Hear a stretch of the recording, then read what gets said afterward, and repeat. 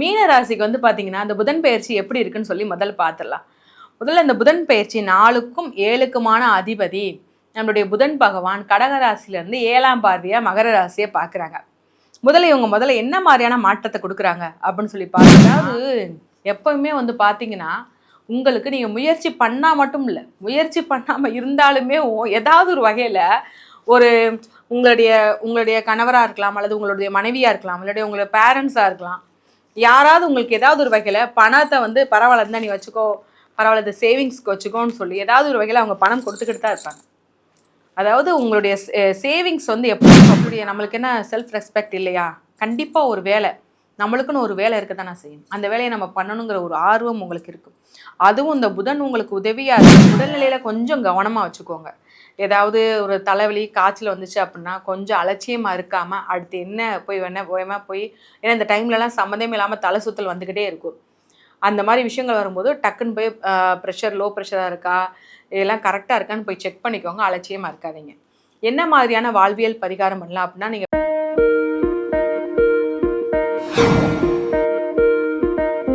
இந்த பதிவை பார்த்துட்டு மறக்காமல் லைக் அண்ட் ஷேர் பண்ணி சப்ஸ்கிரைப் பண்ணுங்கள்.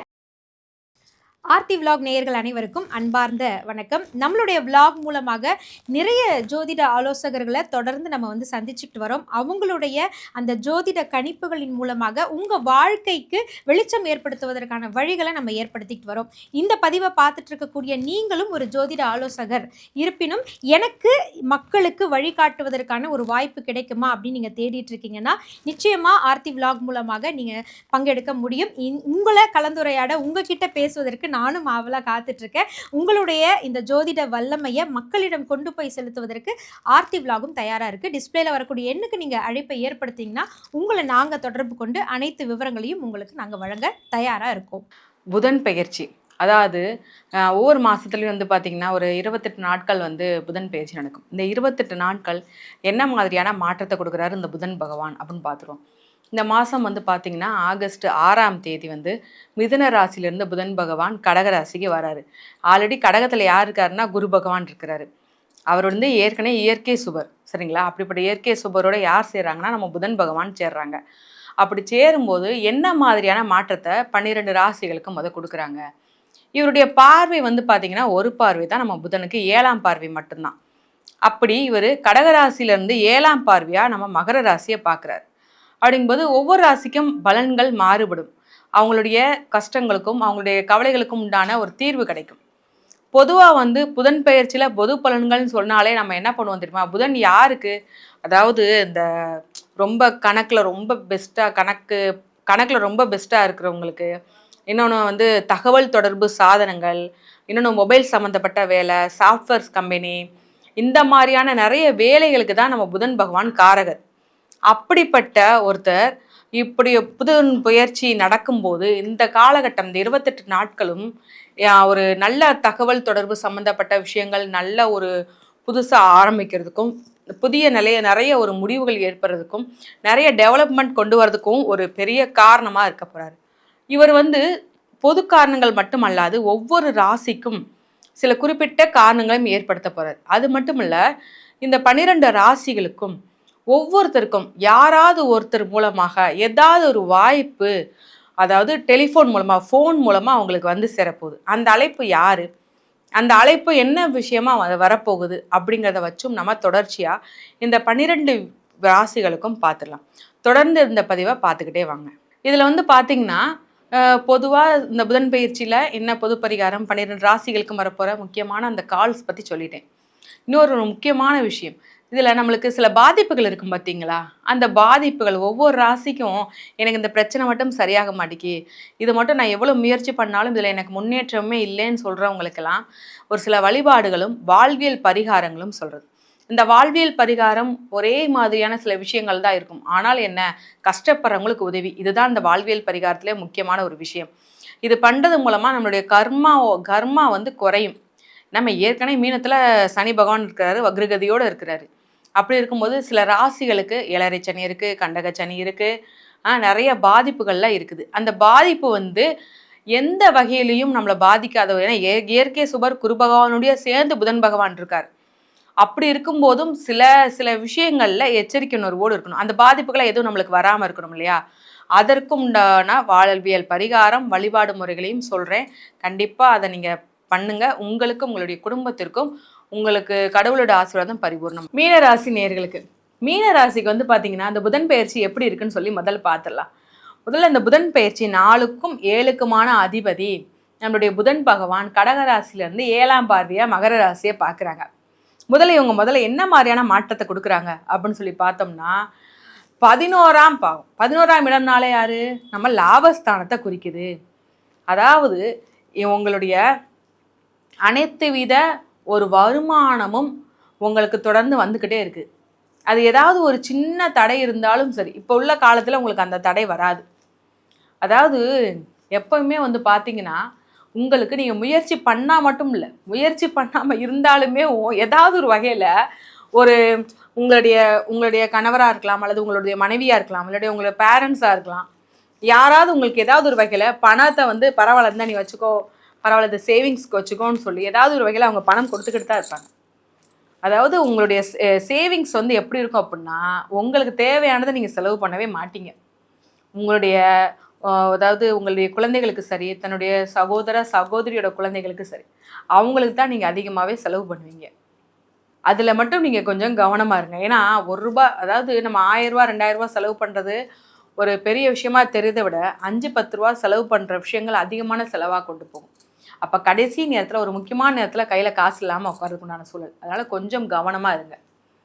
அடுத்து ரொம்ப முக்கியமாக, ஏன்னா வருமானம் தங்கு தடை இல்லாமல் தான் வருது. ஏதாவது ஒரு வகையில் உங்கள் கையில் காசு புழங்கிக்கிட்டே இருக்கும். அதில் எந்தவித மாற்று கருத்துமே கிடையாதுங்க. அடுத்து மூத்த சகோதரர் மூலமாக ஏதாவது ஒரு ஆதாயம், அக்கா மூலமாக இல்லைன்னா அண்ணன் மூலமாக ஏதாவது ஒரு உதவி உங்களுக்கு கிடைக்க போகுது. ஆக்சுவலாக நீங்கள் ஈஸியாக யார்ட்டையும் கடன் வாங்க மாட்டீங்க. அதுவும் உங்களுடைய குடும்ப உறவுகள்கிட்ட கடன் வாங்கவே மாட்டீங்க. அது அதாவது சும்மா அந்த பக்கத்து வீடு, ஏற்ற வீடு, தெரிஞ்ச நண்பர்கள் அவங்கள்ட்ட கூட நீங்கள் கடன் வாங்கிடுவீங்க. ஆனால் உங்களுடைய குடும்ப உறவுகள்கிட்ட ஒரு ₹100 கடன் வாங்க நீங்கள் 1000 தடவை யோசிப்பீங்க. அப்படிப்பட்ட உங்களுக்கு கடன் வாங்குறதுக்கு பயம். ஆனால் கடன் வாங்கன்னு நினச்சிட்டிங்கன்னா அதை வாங்கிட்டு அதை அடைக்கிற அளவு ஏதாவது ஒரு விஷயம் எப்படினாலும் அடைச்சிருங்கிற ஒரு எண்ணம் உங்களுக்கு ஓடிக்கிட்டே இருக்கும். அப்படிப்பட்ட உங்களுக்கு அந்த பணத்தினோட மதிப்பு ரொம்பவே தெரியும். ஏன்னா நீங்கள் ரொம்ப கஷ்டப்பட்டுட்டீங்க இல்லையா? அதாவது ஒரு மனிதன் வந்து பணத்தினால கஷ்டப்படுறது ஒரு பக்கம், சாப்பாடுனால அவமானப்பட்டது ரொம்ப இன்னொரு பக்கம். அந்த சாப்பாடு விஷயமா தன்னுடைய சொந்தத்திலேயும் தன்னுடைய வாழ்க்கை துணை மூலமாகவோ சாப்பாடு ஒரு ஹோட்டலில் சாப்பிட்றாங்க, இவ்வளோ செலவாயிடுச்சு சொல்லி காமிக்கிறது, இந்த மாதிரியான நிறைய விஷயங்கள் சாப்பாடுனாலே நிறைய அவமானப்பட்டுட்டீங்க. அதுலேருந்து ஒரு உத்வேகம், நம்ம ஏதாவது ஒன்று கற்றுக்கணும், நம்ம ஏதாவது நம்ம வேலையை செய்வோம், நம்மளுக்கு என்ன செல்ஃப் ரெஸ்பெக்ட் இல்லையா? கண்டிப்பாக ஒரு வேலை, நம்மளுக்குன்னு ஒரு வேலை இருக்க தானே செய்யும். அந்த வேலையை நம்ம பண்ணணுங்கிற ஒரு ஆர்வம் உங்களுக்கு இருக்கும். அதுவும் இந்த புதன் உங்களுக்கு உதவியாக இருக்கிறதுனால உங்களுக்கு அதிகமாக அந்த கம்ப்யூட்டர் சாஃப்ட்வேர் சம்மந்தப்பட்ட வேலைகள், கடையில் கணக்கு பார்க்குற வேலை, அந்த மாதிரியான நிறைய வேலைகள், அது சம்மந்தப்பட்ட வேலைகள் வரதுக்குண்டான அமைப்பு இருக்குது. ஸோ கண்டிப்பாக முயற்சி பண்ணுங்கள். அதற்குண்டான வருமானம் தங்குதடை இல்லாமல் வரும். அடுத்து வந்து பார்த்தோம்னா, நம்மளுடைய ஒவ்வொரு விஷயத்துலேயும் சில மாற்றங்களை கொடுத்தாலும் இந்த டைம் வந்து குழந்தைக்குண்டான ஒரு பெரிய ஒரு ஆசீர்வாதத்தையும் கொடுக்குறாரு. இதுக்கு முன்னாடி இவ்வளோ தடங்கள் இருந்தாலும் சரி, இந்த காலகட்டத்தில் குழந்தைக்குண்டான ஒரு வரம் கண்டிப்பாக உங்களுக்கு கிடைக்க போகுதுங்க. அது நீங்கள் எவ்வளோ தூரம் நம்பினாலும் சரி கண்டிப்பாக கிடைக்கும். குலதெய்வத்தோட அருள் உங்களுக்கு பரிபூர்ணமாக இருக்குது. நீங்கள் எந்த ஒரு செயலையும் செய்ய போகிறீங்க அப்படின்னா, நீங்கள் நேரில் போய் உங்கள் குலதெய்வத்தை போய் வேண்டுறீங்களோ இல்லையோ, மனசார நினைப்பீங்க. அந்த மனசார நினைக்கிறதேவும் வந்து பார்த்தீங்கன்னா, உங்களுக்கே ஒரு பெரிய ஒரு என்ன சொல்லலாம், சப்போர்ட்டிவாக இருக்கும்.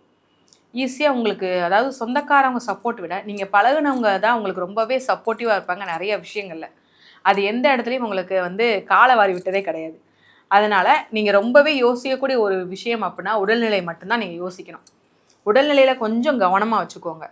ஏதாவது ஒரு தலைவலி காய்ச்சல் வந்துச்சு அப்படின்னா கொஞ்சம் அலட்சியமாக இருக்காமல் அடுத்து என்ன போய் வேணால் போய், ஏன்னா இந்த டைம்லலாம் சம்மந்தமே இல்லாமல் தலை சுற்றல் வந்துக்கிட்டே இருக்கும். அந்த மாதிரி விஷயங்கள் வரும்போது டக்குன்னு போய் ப்ரெஷர் லோ ப்ரெஷராக இருக்கா, இதெல்லாம் கரெக்டாக இருக்கான்னு போய் செக் பண்ணிக்கோங்க. அலட்சியமாக இருக்காதீங்க. என்ன மாதிரியான வாழ்வியல் பரிகாரம் பண்ணலாம் அப்படின்னா, நீங்கள் பிளட் டொனேஷன் பண்ணலாம். கண்டிப்பாக உங்களால் முடிஞ்சளவு, ஏன்னா அந்த பிளட் சர்க்குலேஷன் பண்ணிக்கிட்டே இருக்கிறது ரொம்பவே நல்லது. ஸோ கொஞ்சம் நல்லா நீங்கள் தெம்பாக இருக்கீங்க, திடமாக இருக்கீங்க அப்படின்னா நல்லா போய் பிளட் டொனேட் பண்ணிட்டு வாங்க. எல்லா ஒரு மருத்துவமனையிலையும் எடுத்துப்பாங்க. அதுவே உங்களுக்கு நிறைய கர்ம பிரச்சனைகளை தீர்க்கும்.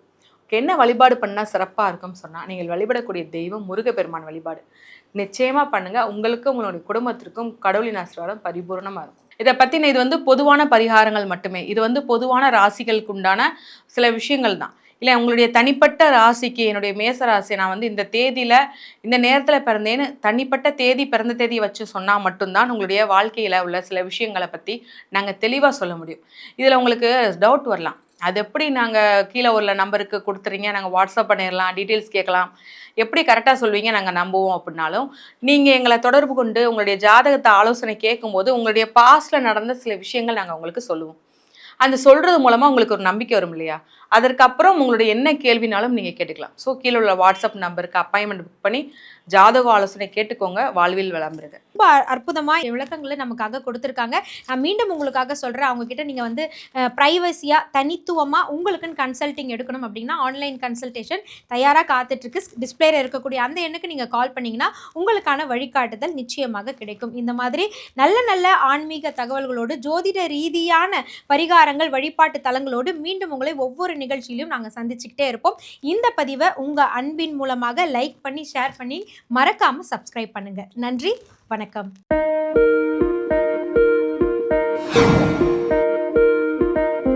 இந்த பதிவை பார்த்துட்டு மறக்காம லைக் அண்ட் ஷேர் பண்ணி சப்ஸ்கிரைப் பண்ணுங்க.